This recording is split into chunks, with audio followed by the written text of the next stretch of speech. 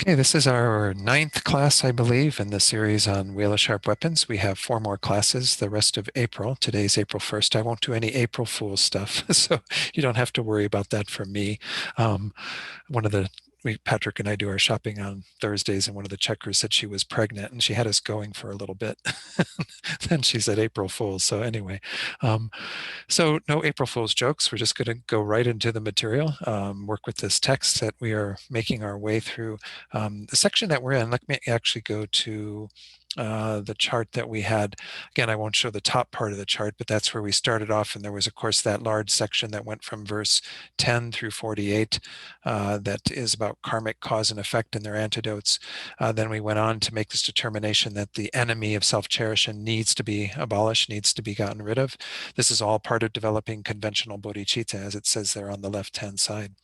So then we went on into this section that we began last week that we're going to continue on, verses 50 through 90, where we're requesting Yamantaka. Actually began it, I think, the week before, but we only got a few verses in. And then last week we started the major chunk of that that's within there that starts with verse 55. That is a more specific way of looking at the various ways that self-cherishing and self-grasping influence various thoughts, behaviors, and so on, and how we want Yamantaka to address these. And of course, by saying Yamantaka to address these, we mean bring the two truths to bear. Conventional bodhicitta that will overcome the mind of self-cherishing, and then ultimate bodhicitta, excuse me, which is the wisdom realizing emptiness within a Mahayanist, within someone who is intent upon becoming a Buddha, and so on. So essentially, these are the two ways to overcome self-cherishing and self-grasping. So when we call forward Yamantaka, as we're doing in these verses, the idea is to bring forward our own inner wisdom and inner compassion and so on, all these qualities that we can develop to annihilate both of those completely.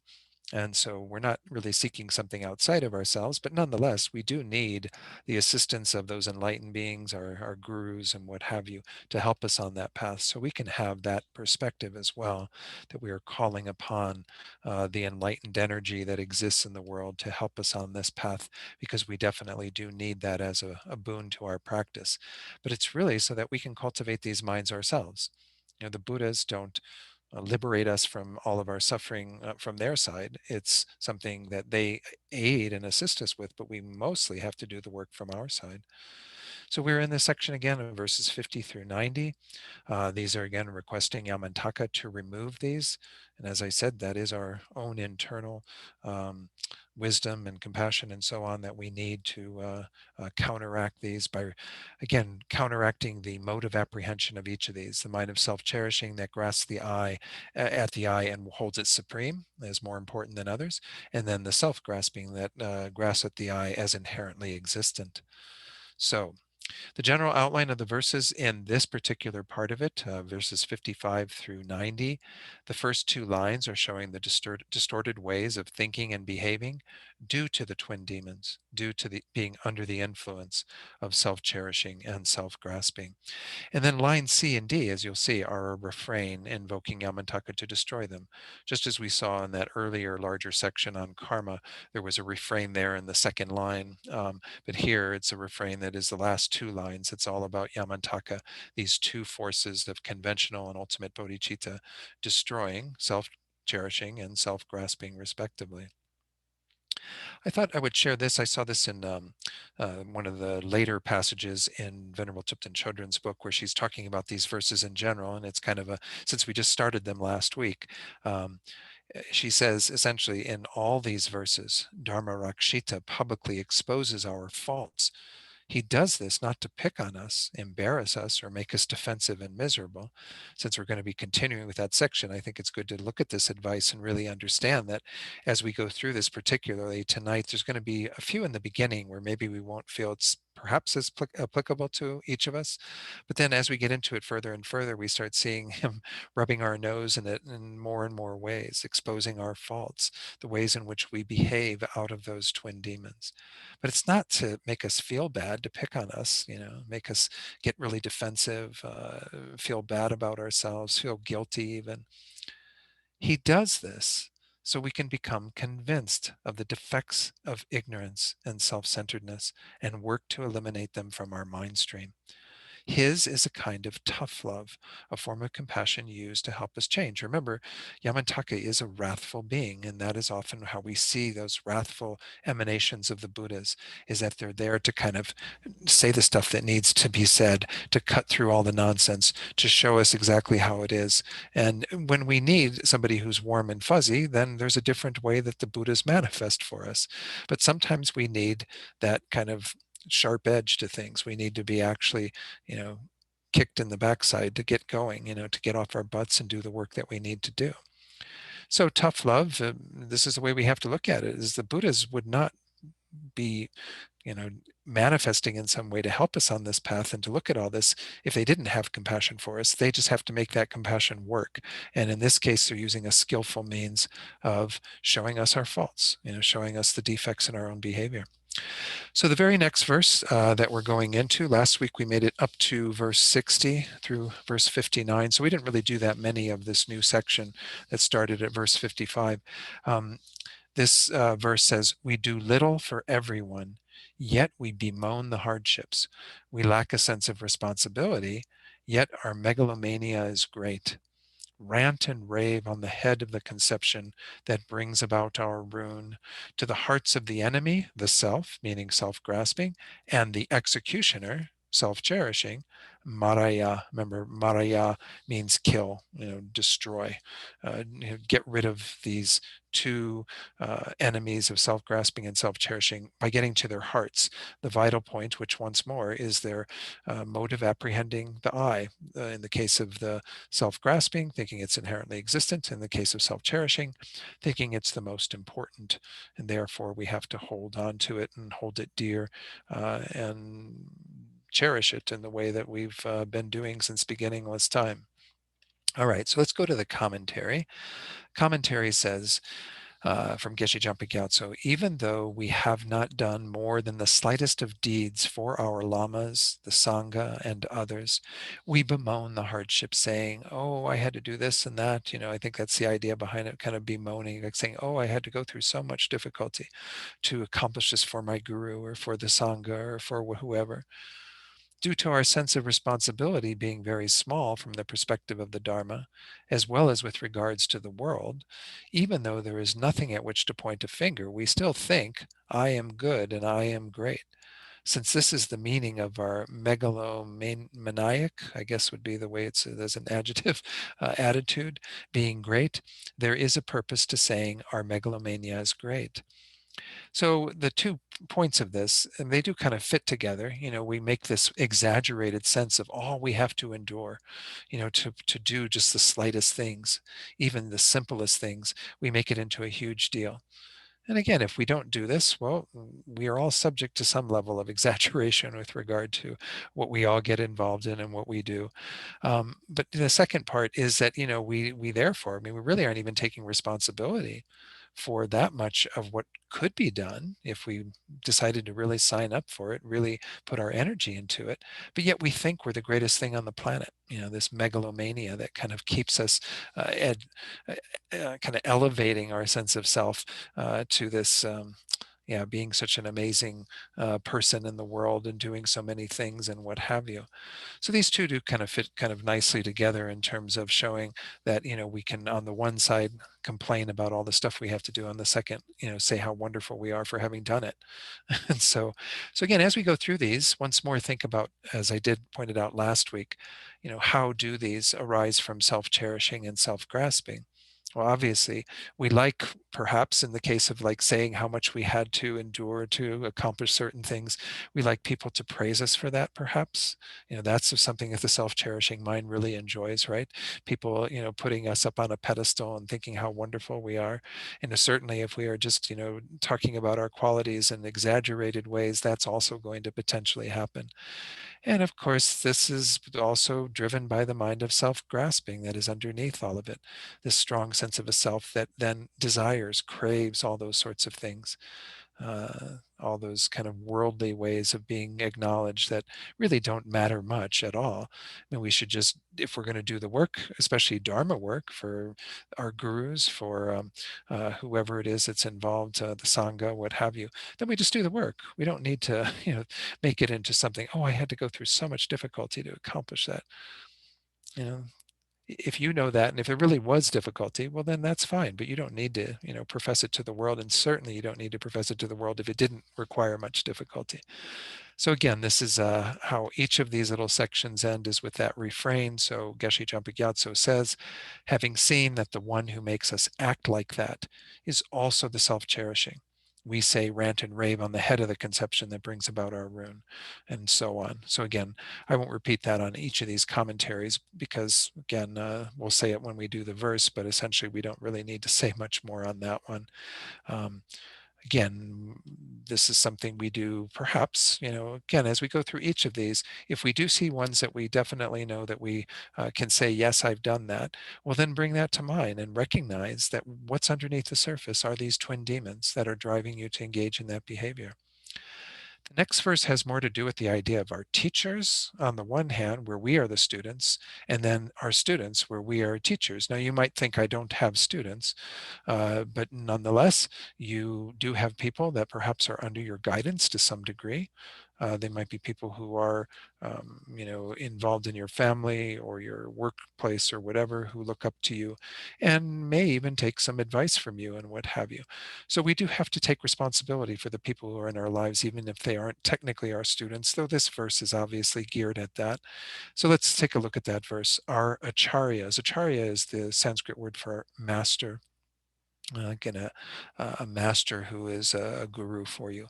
So our gurus or acharyas are many, yet our pledges, obligations, and friends are few.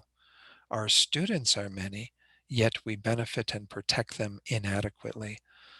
Rant and rave on the head of the conception that brings about our ruin to the hearts of the enemy, the self, and the executioner, again, self-cherishing, Maraya. So again, the idea here is that we have two different roles that we might be playing. We are the student to our acharyas, our masters, but we are also the teacher potentially to those who are under our guidance.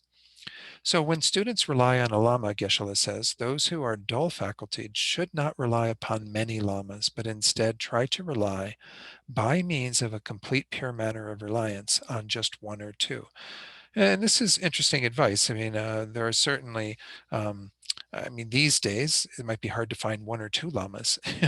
It's very hard, certainly in the conditions that we're currently dealing with, to even be physically with lamas and make that type of connection. Though we obviously can do it in other ways. But it is said that those who perhaps even at the beginning of one's path, or those who maybe feel that they want to keep things a bit simpler because they really need that kind of more personal guidance, to really just rely upon a few. Whereas someone like Lama Atisha, who was again involved in all these teachings because Dharmarakshita was his master, and it seems that Lama Atisha brought this text into Tibet, and that's where it kind of has been primarily found. It's not found really outside of Tibet. But Lama Atisha, it was said to have 260 some or 70 gurus. That's a lot of gurus to keep track of. That's a lot of people to, kind of hold in that space of being someone who you ideally want to see as enlightened energy in your world, a Buddha manifesting for you. So I think, to be taking on that many gurus obviously means that you do have to have some ability to work with that idea. Whereas if we keep it quite simple with one or two gurus, if you can find those people who, again, you feel comfortable entering into that relationship with, then that's going to be better generally for your practice, especially initially. Even if you feel like you're not dull facultied. Again, dull facultied here is just simply a differentiation between those beings who've had some prior karma around the Dharma, who have developed maybe some seeds that are ripening into their meeting with the Dharma and understanding things a little more quickly than others, and so on. Whereas some of us are relatively new to the Dharma in terms of our lifetimes, and we don't have those seeds ripening. So it might take us a while to get some of these concepts and work with that.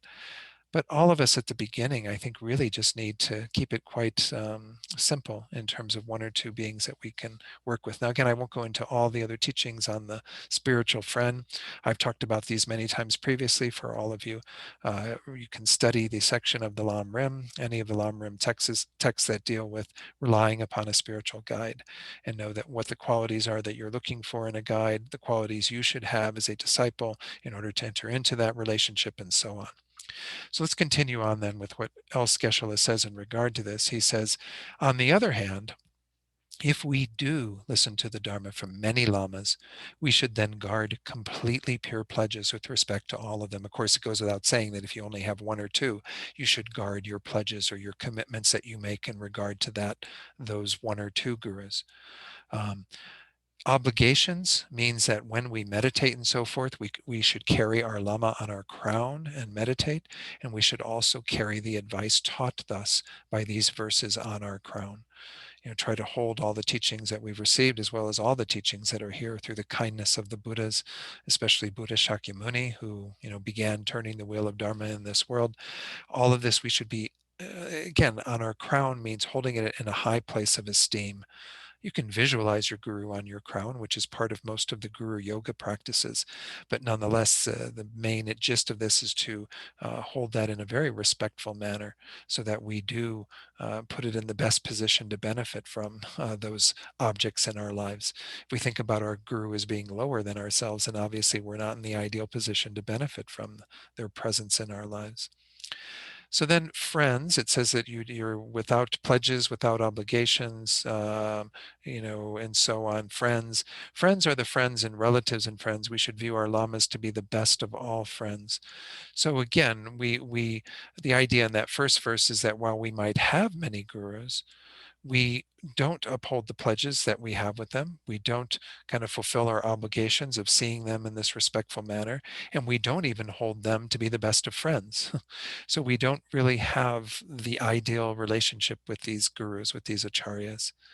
Ideally, we should hold that relationship very, very respectfully. The opposite, he says, to that is, having requested many lamas for the Dharma and so forth, to deprecate them, belittle them, and the like, without having any other pledges, obligations, and friends. So it's not in the verse saying that, we are deprecating them necessarily, but, we should avoid that by all means. In fact, that gets into real tricky territory if we start saying negative things about our gurus. And even though, sometimes gurus may not engage in completely skillful behavior, that it has happened in FPMT, it's happened in other traditions where there have been, behaviors that are not in accord with the ideal way that a guru should be working with a disciple.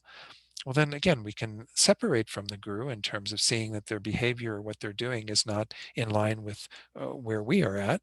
And we can still hold them in some respectful place, recognizing that we have benefited from those beings in a variety of ways. I remember Pema Chodron when she was interviewed for it was a Shambhala Sun magazine at that time. It's now called Lion's Roar. But anyway, there was an interview with her. And she was asked about Chogyam Trungpa, who, of course, there were a lot of rumors about. I never had teachings from him, never met him, so I can't say anything to those rumors. And Pema Chodron essentially said something very similar.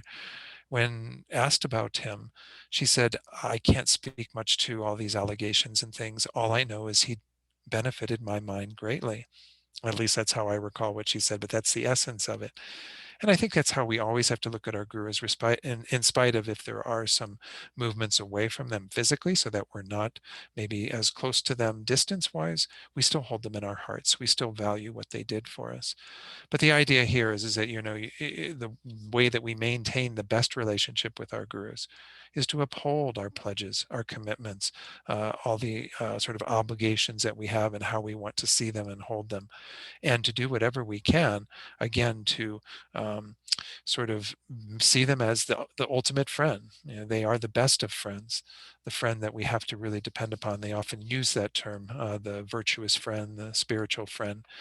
And then the second verse or second line of this one's a little bit longer. Whoops. Some of them aren't quite as long. In addition, the second line having to do with when a lama relies on students, so this is the case where we are the guardian, the teacher, or in some way helping other sentient beings who don't have as much knowledge as us, in particular around the Dharma. Well, then the person who is in that role should investigate and analyze those students well without considering reliance to be easy. And it can be difficult for many teachers. I mean, some of these teachers, Lama Zopa has many students around the world, and many of them writing to him, seeking advice from him, wanting to meet with him, and so on. It's not easy, but there should be, ideally in situations, some investigation from the side of the Lama to see if the disciple is suitable. Now, whether this actually happens or not, it's always hard to tell. But nonetheless, that's the ideal thing. But then after relying on them one time, that Lama should benefit them by means of the Dharma that accords with their mental aptitude, as well as with material things, and should protect them adequately, that is, skillfully. So it's basically mentioning all three forms of generosity that the guru should be practicing towards their disciples or the teacher. Again, we might not consider ourselves a guru at that level, but we do consider ourselves here and there as somebody who maybe plays some role in helping others with their spiritual path or what have you. So we want to be able to give the Dharma in accord with what they need at that time, material things, which is another form of generosity, and protection, protecting from danger. These are, again, the three main types of generosity set out in the Lam Rim. So the opposite to this is due to desiring a good reputation, fame, and so forth for ourselves, to enjoy gathering many students, but after gathering them, to engage in doing whatever we want, and so forth, without being skilled in the ways to protect them with the Dharma and material things. This being to protect them inadequately. So again, that's the idea behind that second verse, is that we might have many students, but if we don't really benefit them and don't really protect them adequately, that's where, that's again probably going to be arising out of what it says here, some attachment to fame or reputation, but we're not willing to do the work. We're not actually willing to do what's entailed in playing that role for them. And where is that coming from? That too can be coming from our self-cherishing mind, as well as the self-grasping that's at the root. So again, we make that same, request as before, and we go on to the next verse. So I'm going to again stay with these, and I won't go back to the slides until I do have a few additional slides to share here and there, but I haven't had any yet with regard to the verses we've just gone through. So we'll go on then to verse 62. Our commitments are great, yet our beneficial practice is small. Our reputation is great, yet when examined would embarrass the deities and spirits. Rant and rave on the head of the conception that brings about our ruin, to the hearts of the enemy, the self, and the executioner, Maraya. So the commitments, as explained in this first paragraph, all have to do with all the various vows and things that we take on, and yet the practice that we actually engage in that is beneficial to our movement forward, to benefiting others and so on, might actually be quite slight.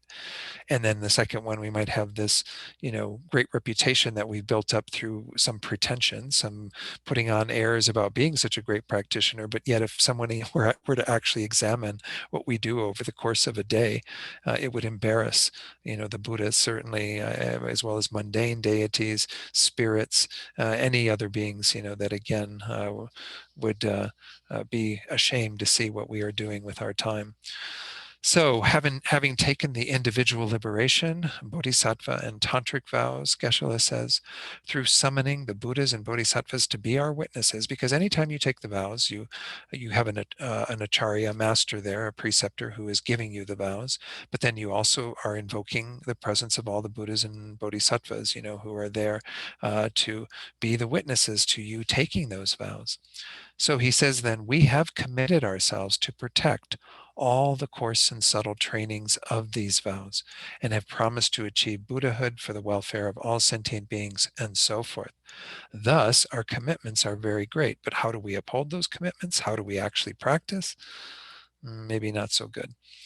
However, through separating from and dropping all the pledges that are to be guarded, we do not show even a little bit of practice that would be of definite benefit to ourselves and others.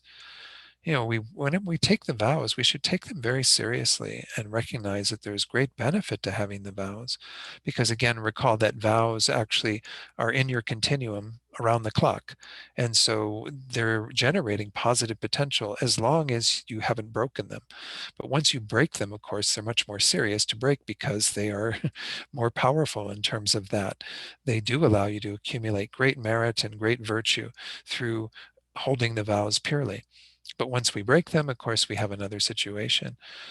But it was interesting. One thing I recalled just now from a teaching, I think it was Alex Berzin, on the text that I taught for all of you last year. I think it was Precious Garland, or not Precious Garland, Garland. The Bodhisattva's Jewel Garland. That's the name of it. Bodhisattva's Jewel Garland, when Alex Berzin was receiving teachings on that from his teacher, Geshe Ngawang Dargye, who's also was Eloise's teacher in the Dharma many years ago. I don't know when he passed away, quite some time ago.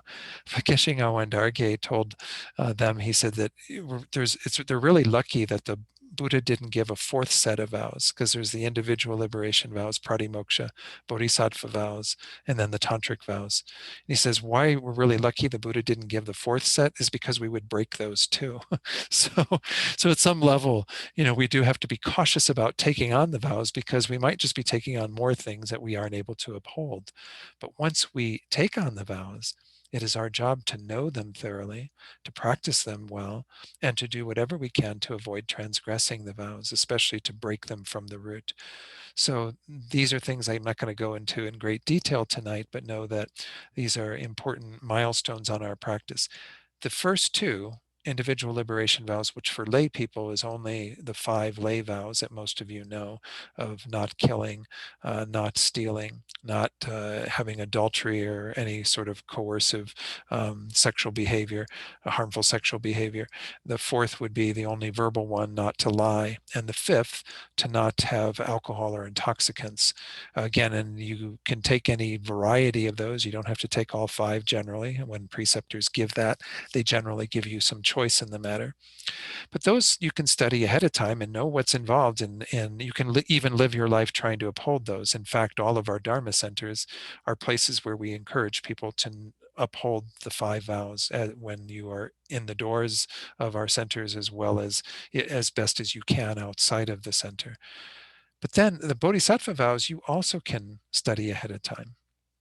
And I've done some teachings myself on it, but there are also a number of books. FPMT has a short pamphlet that goes through them to some degree.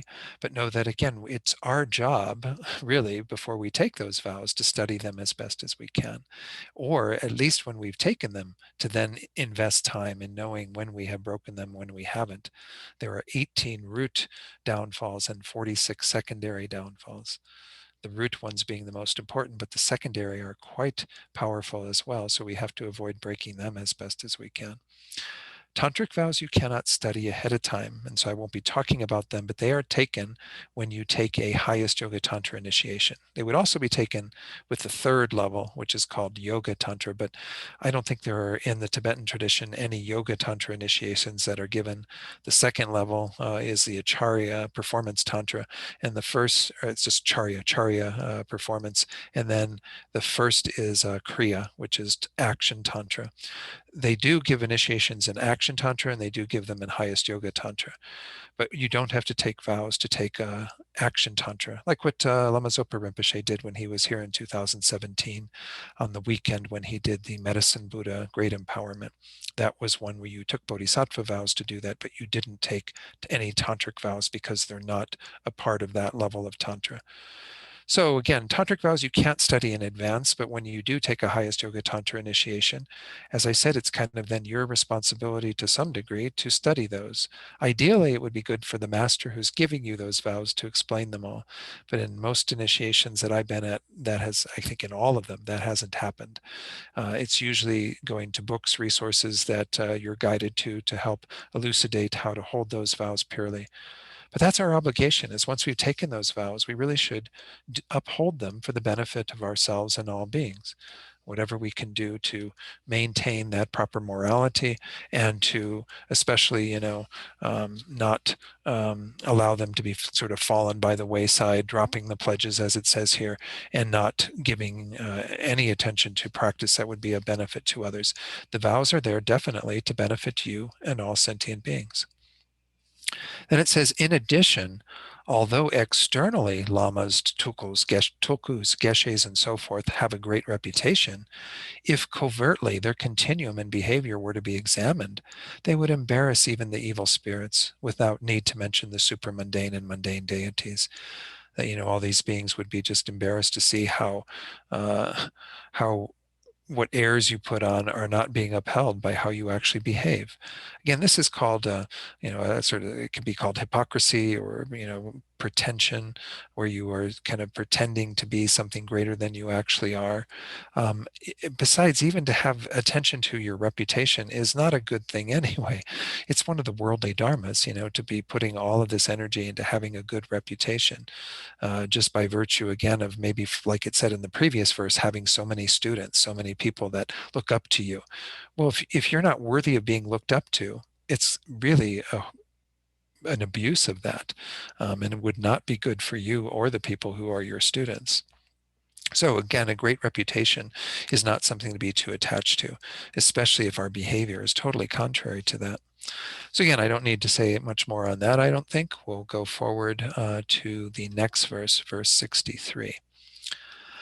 The extent of our hearing, our listening, to the Dharma is small, yet our boastful empty talk is great. The extent of our scriptural knowledge is small, yet we have realized all that is not yet realized. That's meant in jest. It's meant like we put on airs of saying we've realized all this stuff when we haven't even realized it at all. So once more, rant and rave on the head of the conception that brings about our ruin, to the hearts of the enemy, the self, and the executioner, Maraya. So, for example, he says, when people who possess hearing and thinking, remember this is the first way that we accumulate wisdom. The first level of the 3 levels of wisdom are to accumulate wisdom through listening to the Dharma, reading the Dharma, and so on. So even though, we've, possess some of that, we don't have that much of it. It's fairly small. And when we're asked a question, as it says here, about the Dharma by lay people and so forth, we do not give an answer that is other than whatever is fitting out of the thought, oh, the questioner does not know the precise meaning, so I'll just answer it whatever way I want. So this is, again, somebody who doesn't have enough hearing and thinking on thinking is included in there. That's the second way of second wisdom. I missed that when we were talking about it earlier. So again, you have the first 2 levels of wisdom, hearing and thinking, and then the third one would be meditation, when we actually deepen our meditative practice. But anyway, the idea here is that you have somebody who really doesn't have that much hearing and thinking, but because they think the questioner doesn't really know much about the Dharma, they can say whatever they want to say. And it says, aside from them, when a question is made to charlatans, the pseudo-practitioners of modern times, who are directly seen to be great boasters of empty talk about the way in which it is necessary to posit that nothing functions in the state of the mode of abidance, and how, since the mind that realizes that is a Buddha, it is not necessary to seek another Buddhahood, they reply out of a small amount of hearing. So that whole little bit that's kind of in parentheses there, you might wonder what that's all about. Well, it's giving an example of what Geshe-la thought was empty talk. Those boasters of empty talk who put forward ideas, things that are preposterous, that are not in accord with the Buddha's teachings at all. And so they're replying out of their small amount of hearing. That they can, whether they're saying whatever they want to the answer, but, they're definitely not learned. They're not people who actually have received enough teachings to know what they're talking about. Instead, they engage in empty talk. So this whole little phrase here about the way in which it is necessary to posit that nothing functions in the state of the mode of abidance, that's the first part of that is referring to the example for both of these is someone whose name was Hashang Mahayana. He was a Chinese Chan Buddhist practitioner, and he came into Tibet from the east, then from China, and then he started challenging some of what they were learning in the early days of Buddhism. me take it off screen for a moment while I tell this story. And so Hashang Mahayana, the Tibetan people said, well, you come in from this, but we have practitioners and all these great scholars that have come from the West, from India, that have, propounded various views that are different than that. So they brought in Kamalashila. Kamalashila came, and this was right around the 8th century, I think, in Tibet. And Kamalashila debated Hashang Mahayana. And Hashang Mahayana, and again, this isn't meant to be any sort of like putting down the Chan Buddhist tradition of China or Zen Buddhism, which was a derivation of that. But apparently, Hashang Mahayana was very much teaching this idea that to make the mode of abidance of the mind completely free of thought was going to get you to enlightenment. Now, again, we do have to generate a non-conceptual wisdom of emptiness in order to attain enlightenment, but just emptying the mind of thought doesn't do the trick. It doesn't, that isn't the goal, is just to have a mind that isn't thinking at all, because we have to do something with a mind without thought. We have to realize emptiness in a direct manner. Therefore, we actually need to use thought to develop the mind to understand emptiness and then to eventually realize it directly, according to the Nalanda tradition that came out of India. And of course, that's what was the influence in Tibet by the masters who came from that tradition. So Kamalashila was debating Hashang Mahayana on this whole point of like emptying out the mind, not having any concepts. And Kamalashila actually challenged him by saying, isn't the thought, isn't just to say, I'm not having any concepts of thought? I mean, aren't you always still encouraging thought at some level by saying, I'm not going to have a thought in my mind? Well, therefore, you're embracing thought as part of it. Thought is going to be a part of the mental consciousness until we do something that actually helps us to generate a non-conceptual wisdom. So anyway, the debate happened, and the idea was that whoever won this debate between Kamala Shila from India and then Hashang Mahayana from China, that they would leave and kind of their influence would be gone, and that other one would be able to take root. This is often how they did this in these monasteries, is when they would have these debates, the monastery that lost would kind of have to pack it up and leave because they had lost philosophically to their challengers. So, but the story goes is that Hashang Mahayana actually left a shoe behind or something, which showed that there would still be some proliferation of some of these sorts of views in the land of snows in Tibet, even after he departed.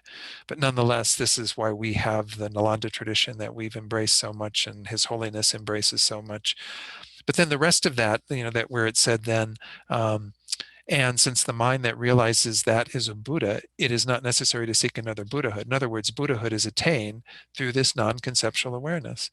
Again, and in our tradition, we would say, yes, there is a non-conceptual awareness that is involved in that, but it's only one that is able to be non-conceptual because of all the conceptual work you've done ahead of time. And just the idea of I'm going to empty my mind of thought isn't sufficient to get you to Buddhahood. So anyone who holds that that's Buddhahood and that there's no need to look for any other Buddhahood because you can attain it simply by not thinking. Again, and I don't know enough about Chan Buddhism or Zen Buddhism and their practices, but any tradition that would propound that, according to again our view of things, would be propounding something that is not going to get you there. It's not going to actually get you to the results of enlightenment. Much less, self-liberation. So that's that paragraph pertaining to that very first part. Whoops, did it again. In addition, when someone has the highest degree of hearing and thinking, it is not possible for them to be devoid of scriptural knowledge and logical reasoning, because that's how one attains greater hearing and thinking, is through accumulating greater wisdom of the scriptures and doing all the logical reasoning, the debate and what have you that helps you to fine tune that knowledge. However, when those who are devoid of scriptural knowledge and logical reasoning, by the force of lacking that highest degree of hearing and thinking, they then explain the Dharma and so forth to others. They trick others by means of various lies about their having realized that which they have not yet realized. So again, they might put on airs of having had these great realizations, and they don't even have the scriptural knowledge that would have helped them to gain those realizations. Remember, there are two aspects to the Dharma jewel.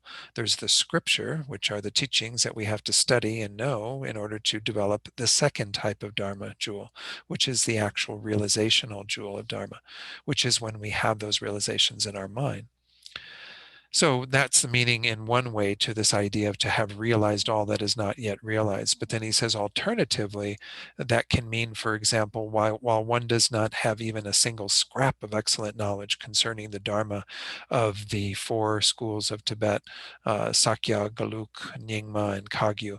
Actually, I usually put them in another order based on when they started. The Nyingma is the oldest, the ancient school, then the Kagyu, and then the Sakya came shortly after that, and then the Geluk that was started by Lama Tsongkhapa, that is the tradition we follow.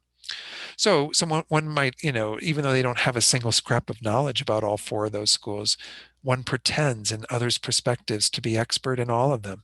And looking at a tiny bit from all traditions talks as if one were explaining bits and pieces from them. And so we have to be real careful, even though we might accumulate some knowledge about these things. Don't put on any sort of airs that you have perfect knowledge of them.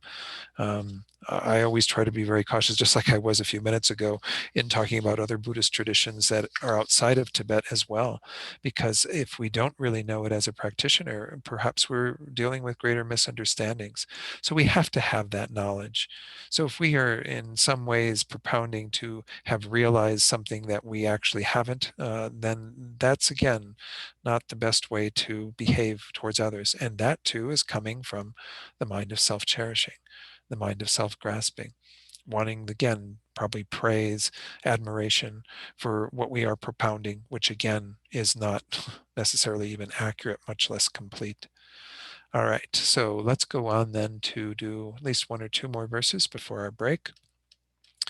Our servants are many. Again, they use this term servants quite frequently, and most of us don't think that we have servants, but we can once more think about companions and the people who are involved in our lives who do support us to some degree. People who do things for us, who help us out. Can be partners, can be children, can be friends. But anyway, we might have many people in that role of kind of helping us, yet none of them takes any responsibility. Our masters are many, those people that we kind of look up to, that would be our guardians, but yet we're without a supporter and protector. So here too, we have two that are paired together based on kind of two different relationships, those who are helping us and those who we look to help us that are above us. So those who help us are those servants and people who play some role in supporting us. And then we have the people that we look to that we might need some protection from and some help from at another point. But again, whether we're looking up to people or down to people, if I can use those directions, I'm not meaning again that there's any inferiority here involved in this, but every one of us has people who can support us and those that we would look to for support that are above us. So rant and rave on the head of the conception that brings about our ruin, to the hearts of the enemy, the self, and the executioner, Maraya. So here it says, even though great lamas and lords, and again, even though it says this, we don't have to take this as applying to somebody that's at that status. It can just think about ourselves. Although, for instance, we do have many people who play the role of servants, who are attending to some of our needs, who are helping us out, who again, we might look at in that role of kind of being that type of support, as opposed to those who are above us that we might go to in the next line. If they protect them with food, clothing, and so forth, but leave them to do as they wish without distinguishing between good and bad actions, eventually they will become equal in voice and equal in hands to the lamas and lords without there being any of them who takes responsibility. It's kind of interesting. This one almost seems to be more like what we saw in those earlier verses on karma ripening. Like when you have people who do this, well, then, where is that karma coming from? But it's a little different in that it's saying here that this is due to us not taking care of them in the deepest way. We might protect them with food, clothing, and so forth, but we don't instill in them anything deeper that goes beyond that. We leave them to do as they wish. They don't distinguish between good karma, bad karma. And eventually, because they aren't learning kind of how to, work with all of that, they leave us behind in a sense. They don't take any responsibility for their actions. They don't take any responsibility for how they behave in the world. So we end up kind of being not the best friend to them in the end, because even though they are taking care of us, we aren't taking care of them to the best degree. And therefore, they don't take any further responsibility to care for their behavior, what have you. Then it goes on again to the other relationship, those who are above. In addition, for some people, many supporters and protectors appear. Those people who are, again, are in a superior position that they would benefit us. For a while, these people pretend to side with many. I'm not sure why we've got overall bosses, personal bosses, and the like, but people who are in kind of, again, a superior position. But then when they need supporters and protectors. So again, while we are the ones looking to these people who are our bosses or in that superior role, we might side with them generally and kind of be supporting them to some degree. But when we actually need support and protectors, then we find ourselves amid those who think he will do it, she will do it, they will do it, without even a single person to support and protect them. So it's kind of like when we need help from people who are above us, they aren't going to be there for us, because once more, we have this mind of self-cherishing that too is probably not taking care of them to the greatest degree. But this one's a little strange. Again, I see it almost as closer to what we saw earlier in the karma section, where we have these situations where people aren't taking care of us, or we aren't taking care of them. You have this sort of karmic cause and condition for that type of a result. Anyway, that's the best I can do on that one, I think, in terms of giving you something to work with. But the idea here is that whether people are in a position that we look maybe down to, or kind of go to them to have that level of support, we need to tend to them so that they become dependable, so that they actually have dedication and do what they need to do, especially are attentive to their behavior. But also, if we look to those who are in a boss position, a superior position, there too, we have to be attentive to that, so that we have the support that we need at times, and we have created, again, that type of a beneficial relationship with those people. Venerable Tupten Chodron, when she talks about this, she says that the question that we should always be thinking about in regard to this verse is, have we really helped others in need, whether they were in either position? To what degree have we been there for them so that they will be there for us, that they will actually take that responsibility and support and protect us? So again, some different ways of taking a look at that verse. Okay, that may be all we have time for before a break. It's 7 o'clock now. Let's go ahead and go till 7:10 and take a stretch break, and I'll ring the bell to round everyone up in 10 minutes. Okay, I'll see.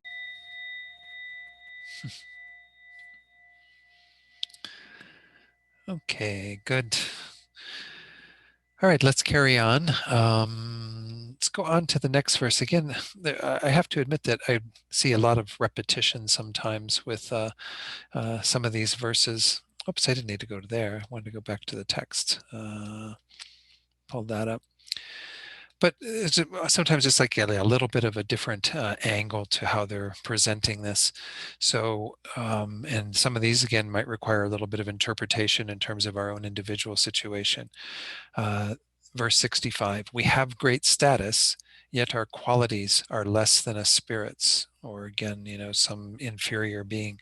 We are great lamas, yet our attachment and hatred are rougher than Mara's. Uh, Talked about the four Maras earlier, I believe, and the Mara here that's being referred to here is the Devaputra, the sort of son of the gods, who has all these afflictions and induces afflictions in others, and you have that kind of karma with that being. Then you are subject to that, getting hit by the arrows of attachment, anger, and so on that we discussed previously, the 5 poisons that he uses. So again, rant and rave on the head of the conception that brings about our ruin, to the hearts of the enemy, the self, and the executioner, Maraya. So no matter how great our status is, due to lacking good qualities, we will not go anywhere. So regardless of how well you're thought of or what sort of position you have, especially this is regarding our spiritual progress, um, how people might be looking at us, what they think of us. If our qualities are less than a spirit's, then we're never going to get anywhere. We're never going to actually accomplish anything. That's why we always have to make sure that we just keep doing the inner practice. Don't worry about what status you have or what people think of you in terms of your spiritual practice. You just keep doing the work. In addition, the second line, while we hold the name of a great Lama Geshe and so forth, which none of us do that I'm aware of in the Zoom room at this time, but we once more don't have to think about that in terms of it's only talking about people at that level. All of us are involved in spiritual communities and have perhaps again some perception of us, that people might be looking at us and thinking, oh wow, they've been around the Dharma for so many years and blah blah blah blah or whatever. But if, our attachment and our hatred, as it says here, are rougher even than Mara's, even than, this Devaputra, this son of the gods who is doing all this mischief, then, that's what's the point of having any kind of good reputation or being thought of in terms of years of practice or whatever, or title or whatever the case might be, if that's really what's going on. So as he says here, the Mara in this context should be taken to be the joyous Lord, which is another name for this Mara that is the son of the gods, the Devaputra. While that being himself is a pouch of afflictions. Remember we saw that sack of afflictions or sack of something. It was psychic existence last weekend. This idea of a pouch of afflictions is like a container of afflictions that is very full of them. It is said that our attachment, hatred, delusion, and so forth are stronger and rougher than his in this case. So if this is the case, that while we might have some great position, might be thought of really well, if we end up with this title that is just rougher than this Mara that has this pouch of afflictions, well then again, it just speaking to the power of our self-cherishing mind that continually is seeking all of those sorts of things, being recognized, being well thought of. I was talking about these a bit in last Sunday's class for TNL, how we can really fall into the trap of being a people pleaser, of really wanting people to like us without any regard for what is really going on. Do we really have the qualities that are should be admired by other people and so on? We always have to do the work on the inside and don't be attentive to the outside. So again, very similar themes. Whoops, just does that every time I'm kind of creeping up on it. So at the bottom of page 27 of our commentary, we have the next verse. Our view is lofty, yet our behavior is worse than a dog's. Again, very similar idea. The basis of all our good qualities has been lost in the wind. The basis of all our good qualities refers to the very fundamental practice of the Lam Rim, which is engaging in avoiding non-virtue, engaging in behavior that is virtuous. That's the basis of our qualities, so that we can attain a good rebirth and so on. So we might have this lofty view, yet our behavior is horrible. Even the basis of our good qualities has been lost, is just cast to the wind. Rant and rave on the head of the conception that brings about our ruin to the hearts of the enemy, the self, and the executioner, Maraya. So Geshe-la says, nowadays there are many exalted people who are boastful of their views and who explain that the non-existent is the not existent. Empty is empty and so forth.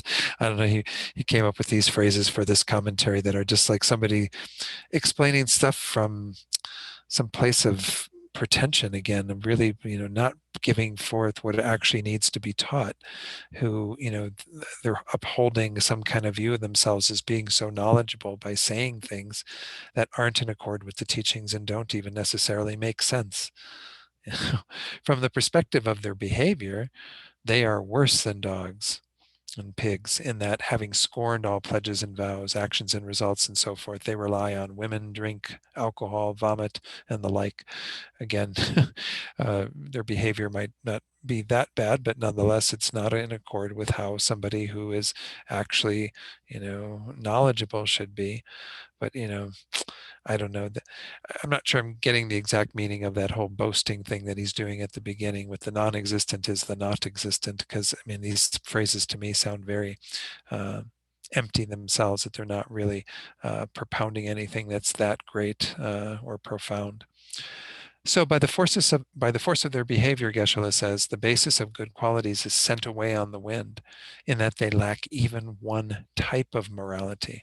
They don't have even one good action that they can, give to their credit that will allow them to, maintain the behavior that's required to get them to the next rebirth, to get them to a good human rebirth by, practicing virtue, avoiding non-virtue.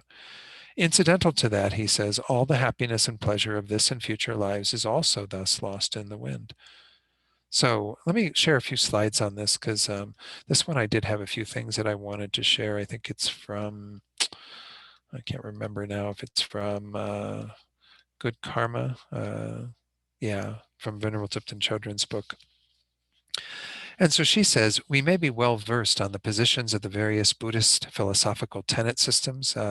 Venerable George Chernoff is currently teaching the course on tenets on Friday mornings for TNL. But, this is a rather involved philosophical study of all the things that the Buddha taught, and in retrospect, the various schools of thought that he was setting forward. And of these, they assert the lofty views of the highest system, Prasangika Madhyamaka, and yet our daily life behavior is worse than a dog's.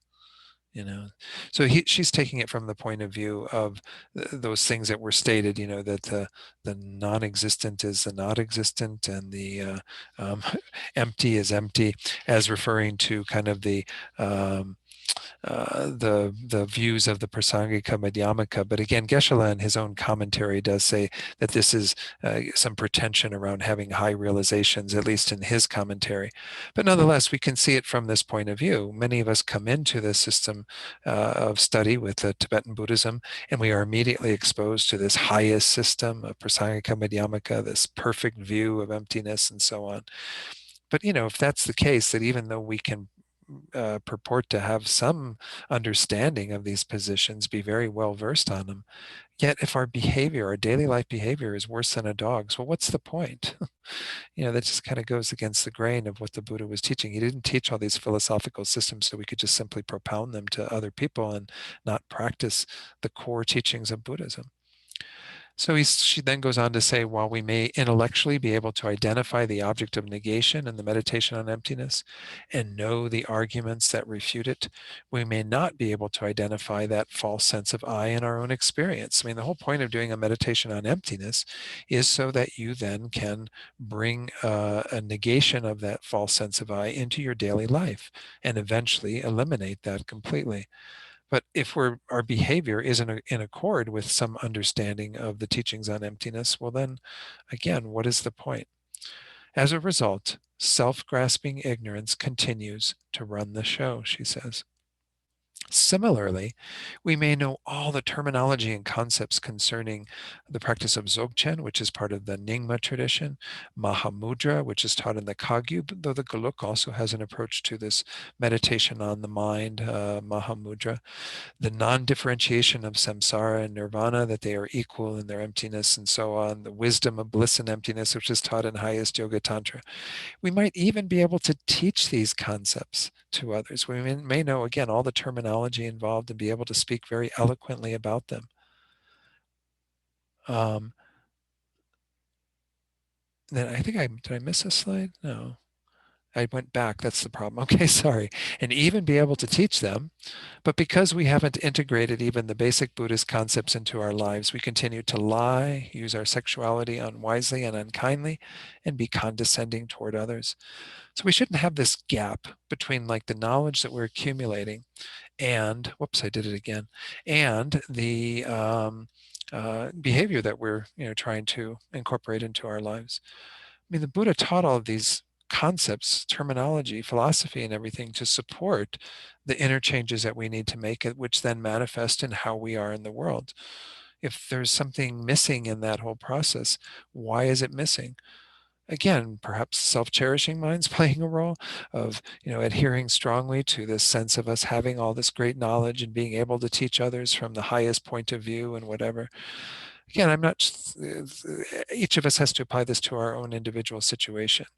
Whether we're teaching Dharma or not, whether we've even studied these things or not, we always have to keep everything in check and say, is what I'm learning actually something that I'm implementing and integrating into my life?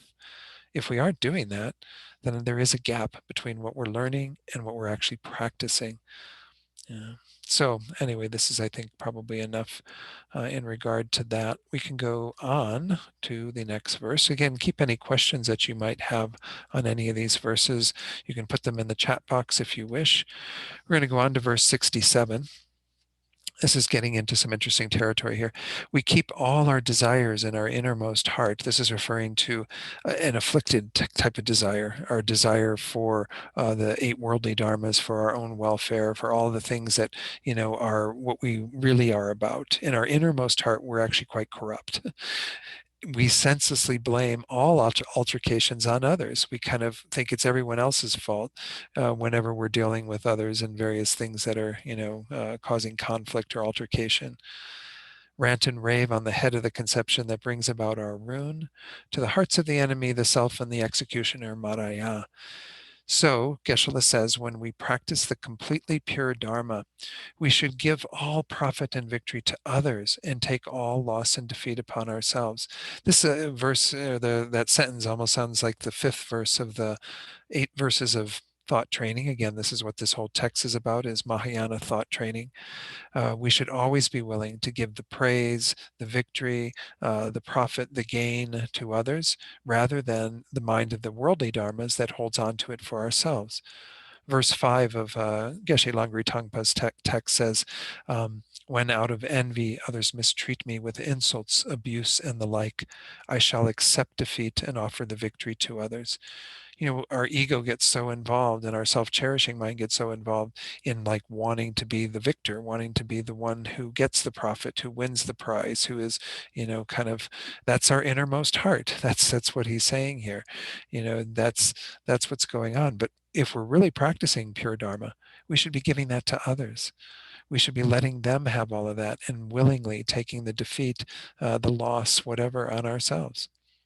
So as he says there, but opposite to that, we actually think, as is said in the first line, may all desired profit, victory, and the like arise from me, and keep this in our innermost heart. That's the desires that we have in our innermost heart, is getting what we want, what we need. That's the mind of self-cherishing in its very essence, right? Altercation in the second line is a term for a quarrel, the minimum being to senselessly and as much as one can lay the responsibility upon others for doing that which they did not do, for talking badly, and so on. And we can even say that when we have altercations where others are to blame to some degree, we can take that blame on ourselves. We don't need to always, let the other person be the one accused, the one at fault. There's nothing wrong with doing that. But this idea that if they are not the person who is to blame, and in the end, really at the deepest blame is the twin demons. It's our own states of delusion in terms of the grasping at inherent existence, and then the mind of self-cherishing that is together with other delusions that is causing us to have these altercations, that is causing us to have any of the things that we're engaging in or that we're experiencing in samsara, that are arising through the force of the actions we committed together with those twin demons. So again, this idea of blaming others, causing it to seem like it's their fault, this is the mind of self-cherishing as well. We never want to take responsibility for the role that we play in things. So then the verse 68, the next one, having dressed in saffron, the idea here is having taken robes, though again, we could talk about just other ways that we sign up for a greater commitment to our practice. But, having made some professing to holding the 3 jewels as our refuge by taking ordination or whatever is involved, we then, on the other hand, entreat spirits for protection and refuge. We don't actually put our confidence in the 3 jewels. that would once more speak to an erroneous behavior. As was said earlier, by Venerable Tipton Chodron, Dharma Rakshita is pointing out our faults, even though we put on these airs of saying, oh yes, I'm a Buddhist, oh yes, I've taken refuge, whatever. We end up then going to other things for protection and refuge. That's not so great, that's not where our trust actually should be placed. Um, so then the next line, having taken vows, our trainings comply with Mara. So when we've taken whatever level of vows that we have, if our trainings comply with this, again, malevolent being, this son of the gods, Deva Putra, the joyous Lord, if our behavior is just in the line with what that being does, well, then that's not really very good in the space of us having taken these amazing vows that have so much power to them. So Geshe-la says, in commenting on this, having requested to become novice monks, fully ordained monks, and so forth, nuns, whatever, but even at the point of lay ordination where one takes the lay vows, and of course the monks and nuns, they dress their bodies in saffron robes, that is, they make a commitment to the Dharma, but then entreat evil spirits and the like for protection and refuge without placing their trust in the three jewels.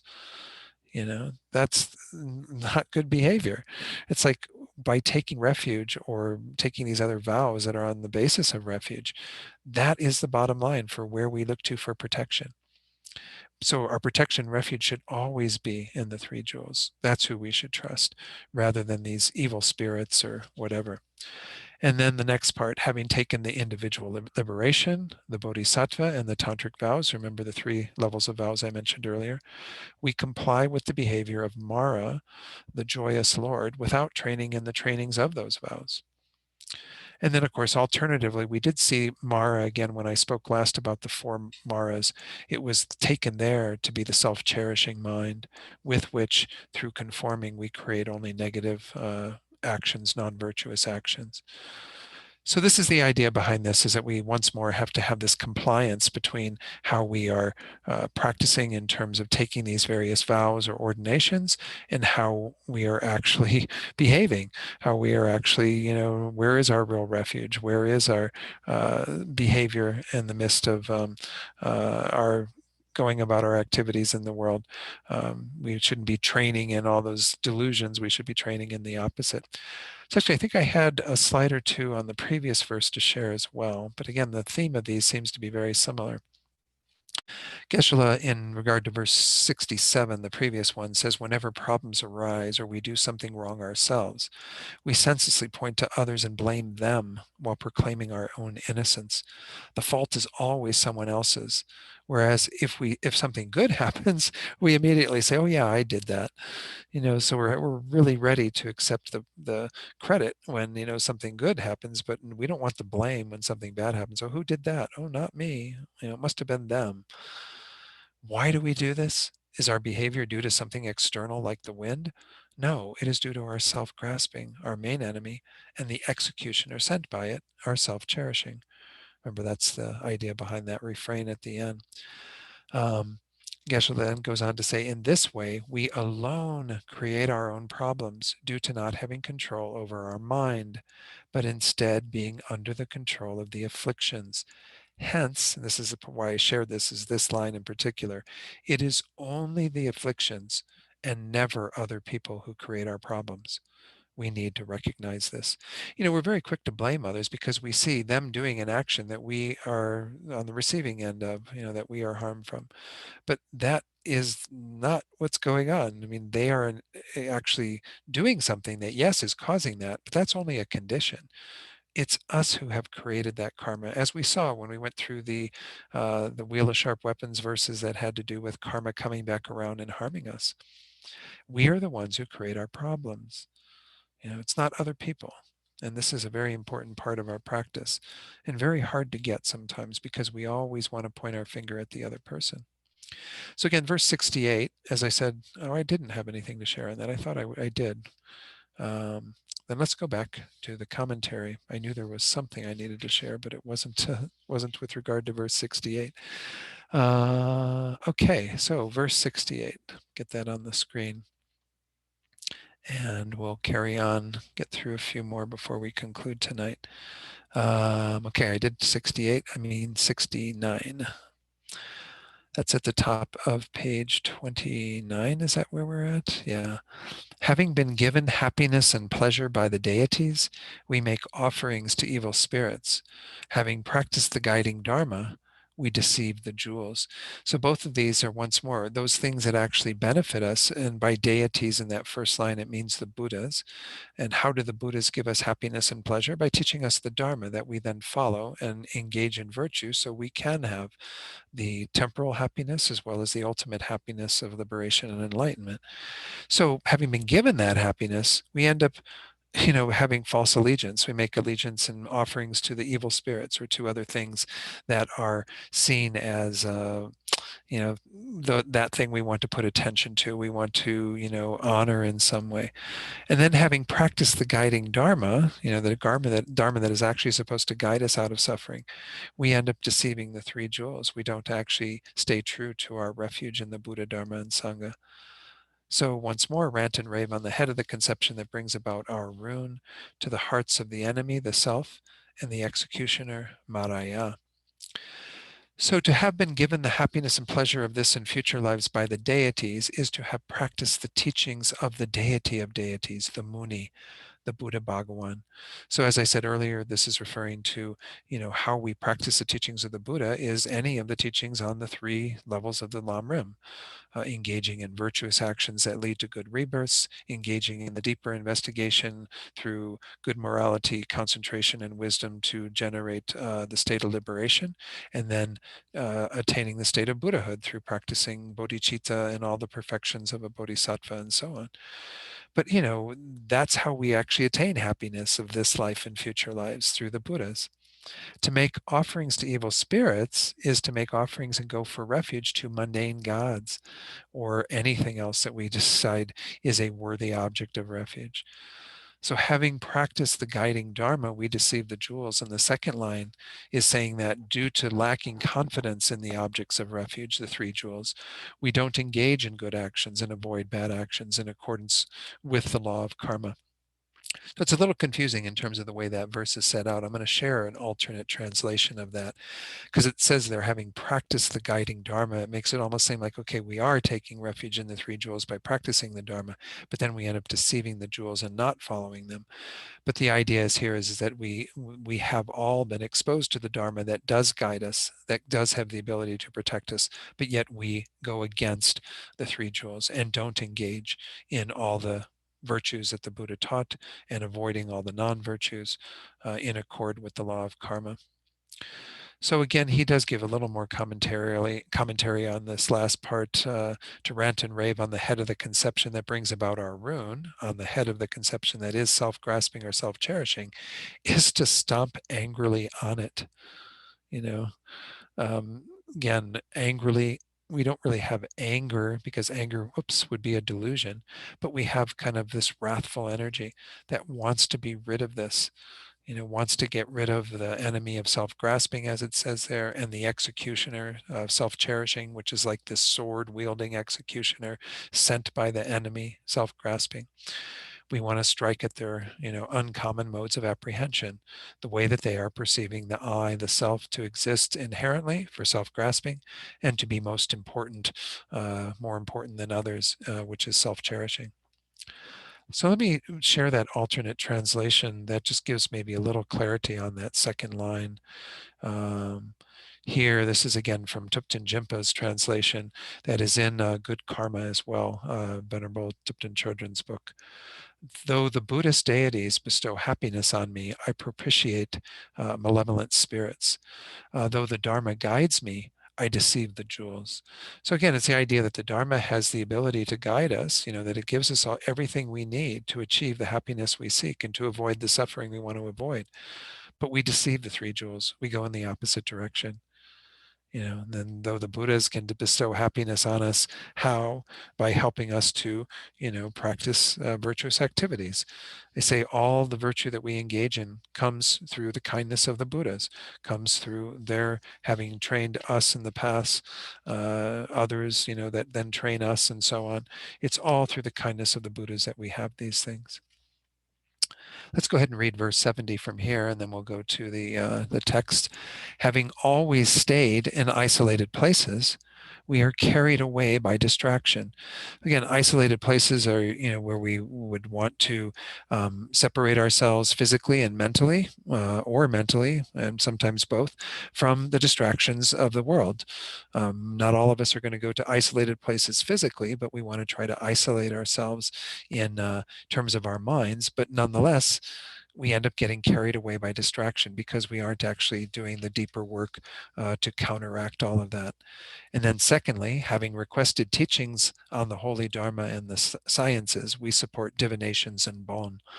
Again, this is why there's some idea that this must be almost a Tibetan text, even though Dharmarakshita was not Tibetan, because of the reference to Bon here. Bon was the shamanistic tradition that existed before Buddhism came to Tibet, and it still exists, but it's very close to Buddhism now. It was almost like by proximity to Buddhism, it became much more Buddhist and isn't so much shamanistic anymore, but it still does have some practices. But the idea behind that second line is that while we are purporting to be in line with the teachings of the Buddha, requesting them and wanting to follow the inner sciences and so on of Buddhist practice.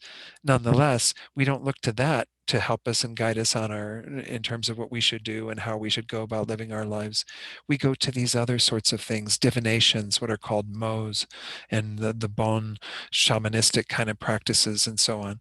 So we're going to look at some things that elucidate that in terms of having a more modern understanding of that rather than what's expressed in those lines.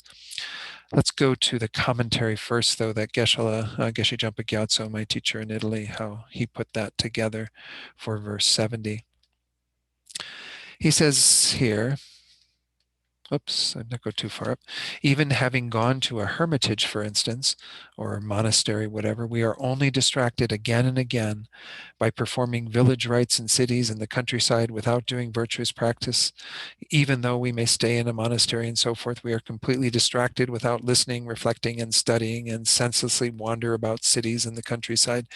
The idea here is that even though you might try to physically isolate yourself or even think that somehow you're mentally isolating yourself from the distractions of the world, if you continue to take interest in them, if you continue to get engaged in them, here it says these village rites, but again, most of us are not involved in those sorts of activities, but we nonetheless do have the things that pull us back out of that sense of isolation that causes to be once more back attached to all the distractions of life.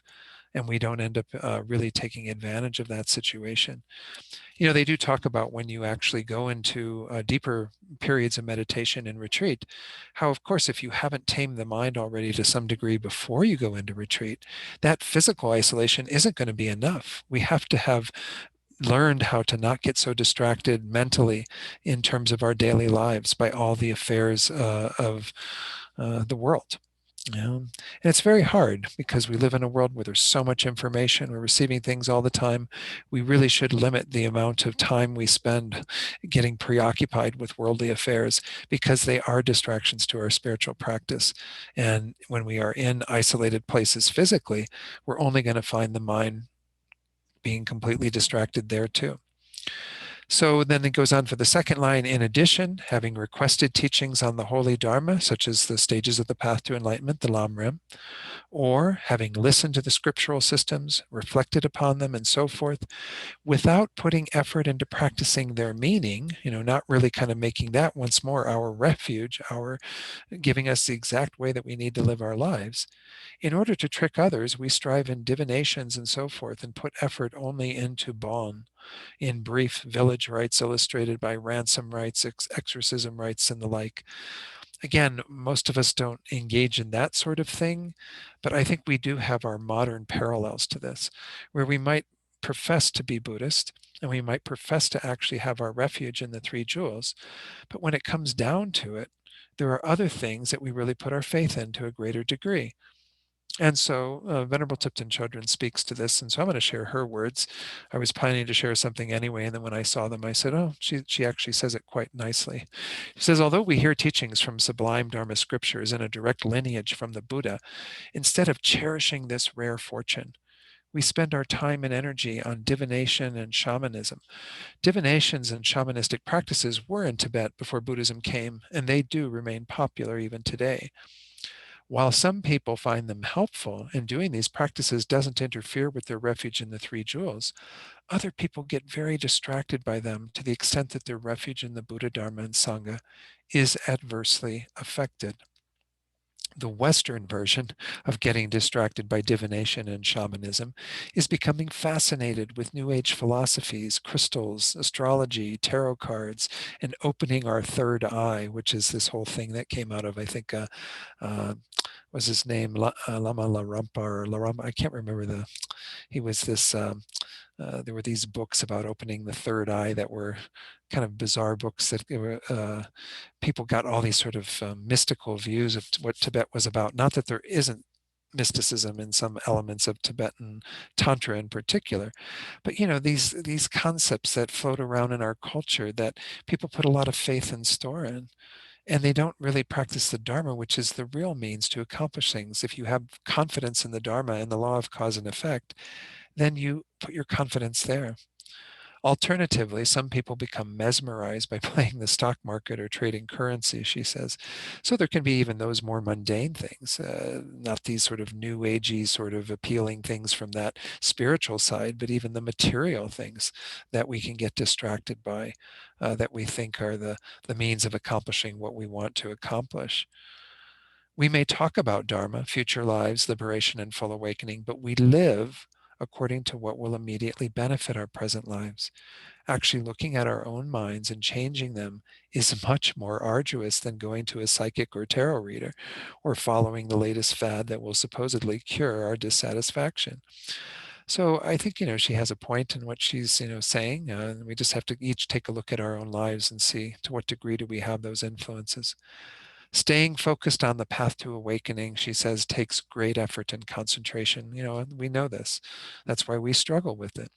If attaining Buddhahood were easy, all of us would have become enlightened by now. Therefore, let's develop faith based on reasoning and through wisdom remain focused on the path, knowing that this is exactly what we need to practice. So it's not a matter of, I mean, I actually do know people that put a lot of store in these sorts of things. And again, even Tibetan Buddhism does have astrology. I have to admit that there is many of you get the Liberation Prison Project calendar, which, by the way, they are available through the Liberation Prison Project. If you want to contact them, they will arrange for one to be sent to you and so on. I don't know what the cost is right now, but essentially, there are these things that we do use in the Tibetan Buddhist tradition that are all about certain days being more auspicious for some things and less auspicious for other things. And so we don't want to get too caught up in that, though. I mean, even though those things are set out and Rinpoche does emphasize them to some degree, I think we once have to remember that the real compass in terms of how the direction we want to keep moving forward in our lives is the Dharma. And if we're doing that, then we don't need to pay so much attention to, well, is this favorable for this, unfavorable for that? Respect those things because, again, they do come from our tradition, but don't make that the be all and end all of your practice. And don't take all your faith in doing a tarot reading or something and saying, oh, this means all of this. And, you know, these things can be useful if they are helpful tools to not disturb our refuge, but maybe to encourage it, maybe to help us on our path of development. But if we're using them as some sort of alternate choice to our refuge in the three jewels, then I think we're really quite mistaken. So that's the idea behind that, again, with some modern parallels for how we could look at that based on Venerable Thupten Chodron's book. On to 71. Whoops. This thing, when it gets to the end of the page, it just totally jumps. Okay, having rejected morality and liberation, we grasp to a home. This is kind of an interesting one, and the main example that's used here is if someone has become an ordained person, become a monk or a nun, and sort of rejects that morality and that path of individual liberation that's behind those vows. We end up going back and grasping at the concept of of a home, because when you become a monk or nun, you're essentially supposed to be homeless. It's not that you won't be taken care of and have a place to stay, because that's something that organizations try to do for their monastics. But you really should be giving up on the lay life, the householder life, as we spoke to earlier in one of the previous verses. Having poured our happiness and pleasure into water, here kind of casting all of the dharma to the wind, not really engaging in it, we chase after suffering. We end up only creating the causes for our own suffering. So once more, rant and rave on the head of the conception that brings about that type of ruin that we just discussed, to the hearts of the enemy, the self, and the executioner, Maraya.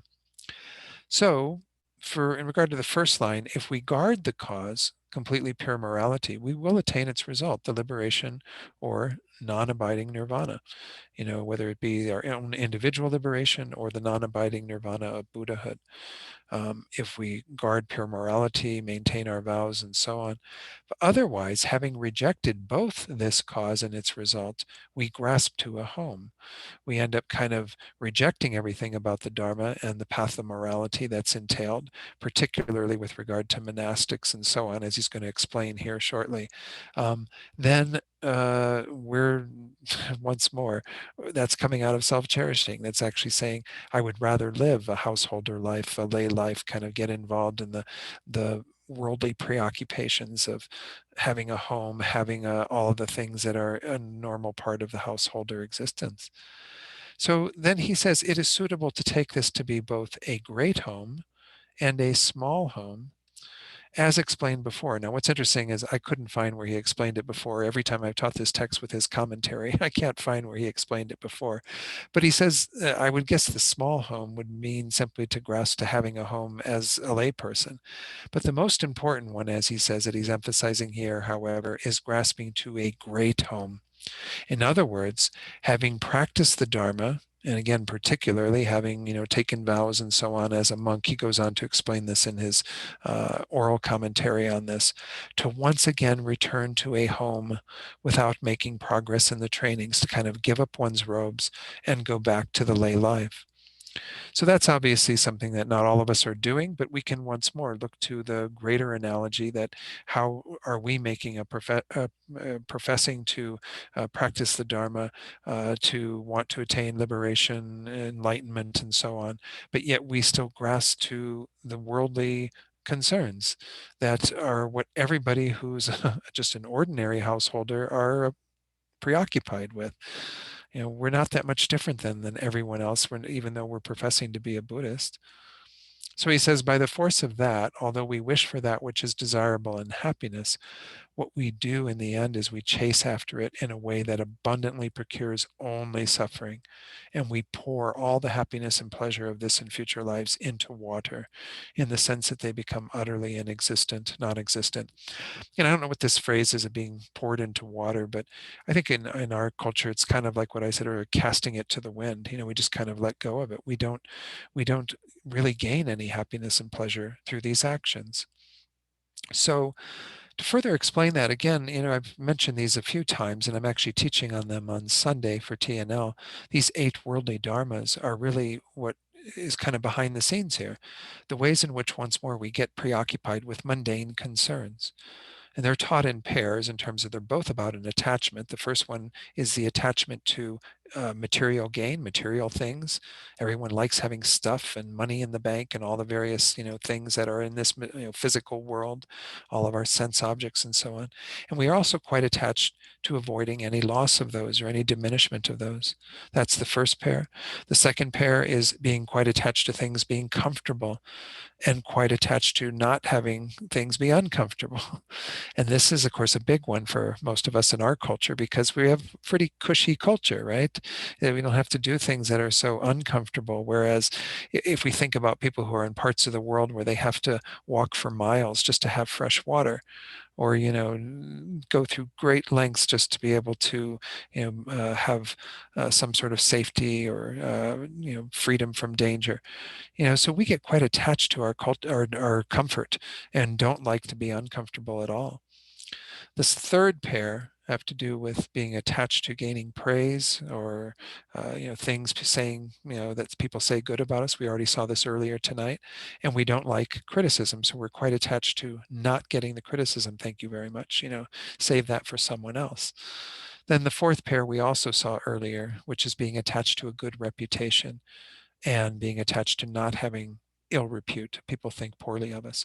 So those are what we mean again by these worldly ways that we get caught up in things. I think that second line is really essentially saying we go chasing after happiness through those things. If I can get more material things and avoid losing them, he who wins, he who has the most toys wins. Isn't there a bumper sticker like at the end of your life, if you have the most toys, you win, the most things, and you don't win at all. You end up wasting this life and you don't even gain any real lasting happiness from all those things. You've probably only created through the force of that attachment and craving, and maybe the actions you had to do to procure all those things, you only created the causes for suffering. And the same goes for the other three pairs, in terms of comfort, in terms of praise, in terms of a good reputation. So again, this is the way that we end up wasting this human life. They say that that is actually the beginning of our Dharma practice, is when we can actually move away from our worldly concern, our preoccupation with this life and all the things in it, and move towards the Dharma. Okay, so verse 72. Having rejected the crossing deliberation, we roam about in remote places. Having obtained a precious human body, we only accomplish the hells.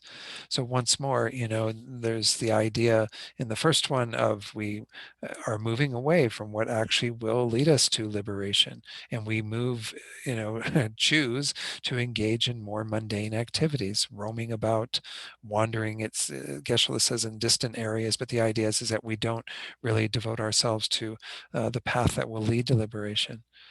Then, having obtained this precious human body, which we all know is a very suitable and the most suitable support for spiritual practice, if all we do with this human body is accomplish the hells once more through all of our, ridiculous actions that we engage in that are only driven by self-cherishing and self-grasping, what a waste of this life, to only accomplish the hells. So I won't read the last two lines as I've been doing. Let's go to the commentary. Having rejected the crossing deliberation, that is practicing the path for attaining liberation. So we've rejected that. We roam about in remote places. That is, we wander in distant areas. Again, I don't think we have to take it as physically. This doesn't mean, that you're out, in the middle of the woods somewhere. It just simply means that you are moving more distant from what will actually cause you to attain liberation, because you've, in a sense, rejected it by just getting involved in the world and in worldly affairs. Having obtained this precious human body, complete in the 8 leisures and 10 endowments. This is the way we refer to the qualities that this body possesses. 8 freedoms or leisures, meaning freedoms from being born in unfavorable existences or states.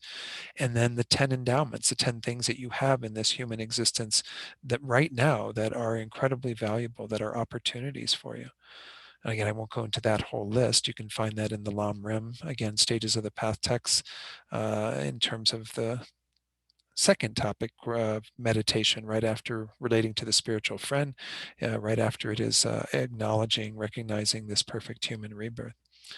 So again, it says, not only then do we not practice the holy Dharma with this precious human body, we definitely accumulate bad actions complete in the phases of the preparation, preparing to do them by the thoughts we have in advance, the actual performance of them, and then bringing them to some conclusion with respect to these negative actions, these non-virtues. Whereby, since these are like the hells, we accomplish the hells, because every powerful action that is complete in that way, that has all the factors involved, will potentially produce a lower rebirth, which could be in the hell realms, could be in the hungry ghost realms, in the animal realms, but hells is used as the example here because it would be the worst suffering that we would be producing for ourselves. So even though, we've got this perfect human body that's a support for great spiritual practice, we end up wasting it and only engaging in what will bring about our ruin, as it says. Whereby, since these are like the hells, we accomplish the hells. All right. Let me make sure that I don't have any additional things to share in my slides. I meant to make better notes on this so that I don't kind of do what I did earlier, kind of going on. Okay, well, that's where we're at then, the 73. So let me go ahead and take it off. I feel like it's pretty full for tonight, and I don't want to cram one into the last 5 minutes. So let me open it up to questions and see whether people are having any questions on this section of the text or any of these individual verses we talked about tonight. Again, as objects of meditation, or to use these in your meditation, would be, once more, if as we go through this tonight, if you see any of them that you go, oh, I'm kind of doing that, and don't you don't have to profess it to everybody in the world. They do talk about how it's good to acknowledge our faults openly, but we don't have to. And that's not something that's required in Buddhism, that you tell all your teachers everything you've ever done that is negative. I mean, your teachers probably would be too busy hearing that from other people to even hear yours. So anyway, the idea here though is that if you do see one of these things that you go, that's interesting, and it is a pattern that I do have, is do that investigation into, once more, how are these twin demons underneath the surface of that? How is the tendency that we have to cherish ourselves playing a role in our engagement in more mundane activities, or our denying of, or moving away from the path to liberation, or whatever these various things that we talked about? Moreover, how is that mind of self-grasping also playing a role? Because it's at the root of all of our non-virtuous activities. And to begin to see some of that. Again, we're mostly focused on self-cherishing in this first part, but nonetheless, we're trying to bring to bear both of those, and an understanding how they are the instigators of our problems, those two states of mind. So any questions, comments, criticisms? Okay. All right, well then let's go ahead and wrap it up for tonight. And again, we'll start with verse 73 then the next time when we convene next week. And again, I'm feeling confident we'll make it through the text. These verses, again, maybe I'm spending more time on them than I need to, but they're not really so meaty. When we get into the last bit is where we'll probably have to spend a bit more time on ultimate bodhicitta, but we'll be getting through this first part, I think, in the next couple classes, and then we'll probably have at least the last two classes to focus on those final verses and the sort of wrapping up of the text. So, all right, John, so if we could